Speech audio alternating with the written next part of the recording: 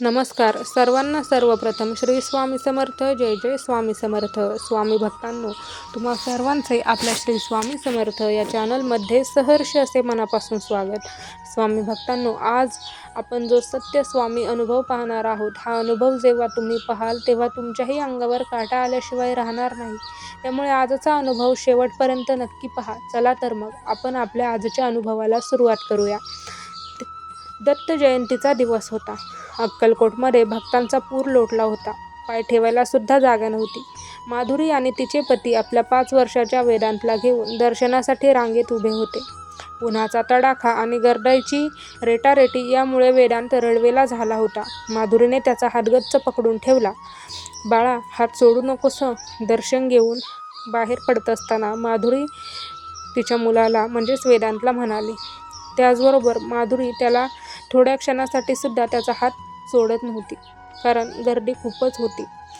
प्रसादाच्या दुकानाजवळ म्हणजे जेव्हा माधुरी दर्शन घेऊन बाहेर पडत असताना प्रसादाच्या दुकानाजवळ प्रचंड धक्काबुक्की झाली. फक्त एका क्षणासाठी माधुरीचं लक्ष थोडंसं विचलित झालं आणि कोणीतरी जोरात धक्का दिला आणि वेदांतचा नाजूक हात माधुरीच्या हातातून सुटला. ती सावरून लगेच मागे वळाली, पण तिथे माणसांच्या समुद्राशिवाय काहीच नव्हतं. वेदांत कुठेच दिसत नव्हता. वेदांत, वेदांत, मोठ्याने माधुरी हाक मारू लागल्या.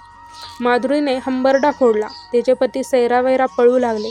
10 मिनिटे झाली, 20 मिनिटे झाली, अर्धा तास झाला, 1 तास झाला, पण वेदांत सापडतच नव्हता. अक्कलकोटमध्ये त्या दिवशी 3 ते 4 लाख भाविक त्या दिवशी स्वामींच्या दर्शनासाठी आले होते. खूप गर्दी होती.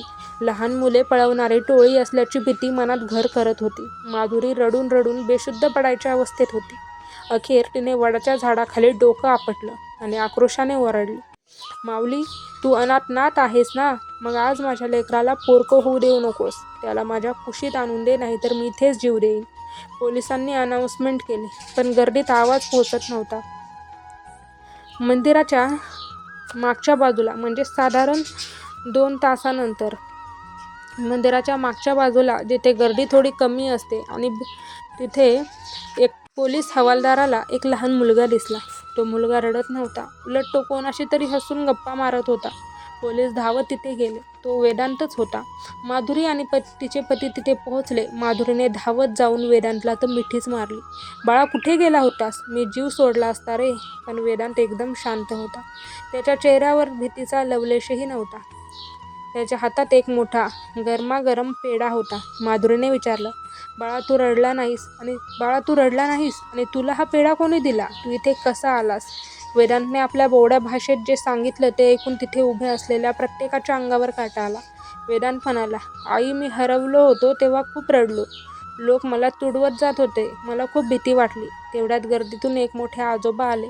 त्यांचे हात खूप लांब होते, गुडघ्यापर्यंत होते. त्यांनी मला उचलून कडेवर घेतलं. त्यांनी मला हा पेढा दिला आणि म्हणाले, भिवू नकोस, तुझी आई येईल. ते आजोबा खूप छान होते आई. त्यांनी मला इथे सावलीत बसवलं आणि ते तोपर्यंत माझ्या बाजूला उभे होते, जोपर्यंत पोलीस काका आले नाहीत. पोलिसांनी विचारलं, बाळा, ते आजोबा कुठे आहेत आणि ते दिसत कसे होते? वेदांतने तिथेच असलेले एका काचेच्या फोटो फ्रेमकडे बोट दाखवलं. तो फोटो स्वामी समर्थ महाराजांचा होता. वेदांत ओरडला, हे बघ आई, हेच ते आजोबा. यांनीच मला पेढा दिला. सगळे थक्क झाले. पण खरा धक्का तर तेव्हा बसला जेव्हा माधुरीने वेदांतच्या हातातला तो पेढा पाहिला. तो पेढा दुकानातला नव्हता. तो अक्कलकोटच्या महाप्रसादात मिळणारा तोच विशिष्ट पेढा होता, जो फक्त गाभाऱ्यात देवाला नैवेद्य म्हणून दाखवला जातो आणि बाहेर भक्तांना मिळत नाही. आणि वेदांच्या कपाळावर ताजी ओली उदी लावलेली होती, ज्याचा सुवास आसमंतात दरवळत होता.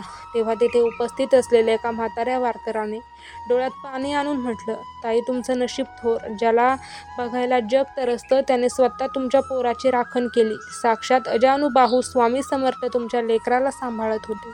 माधुरीने त्या फोटोसमोर साष्टांग दंडवत घातला.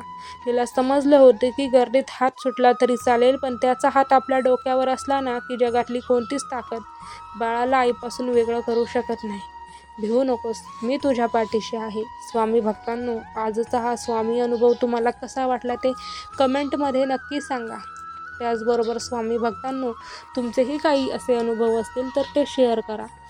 त्याचबरोबर स्वामी भक्तांनो, आपला जो श्री स्वामी समर्थ हा जो चॅनल आहे, त्या चॅनलवर दररोज स्वामींचे 2 अनुभव हे येतच असतात. त्यात एकही दिवस खंड पडत नाही. आपल्या चॅनलवर रोजच्या रोज स्वामी अनुभव येत असतात. त्यामुळे आपल्या चॅनलला सबस्क्राईब करा.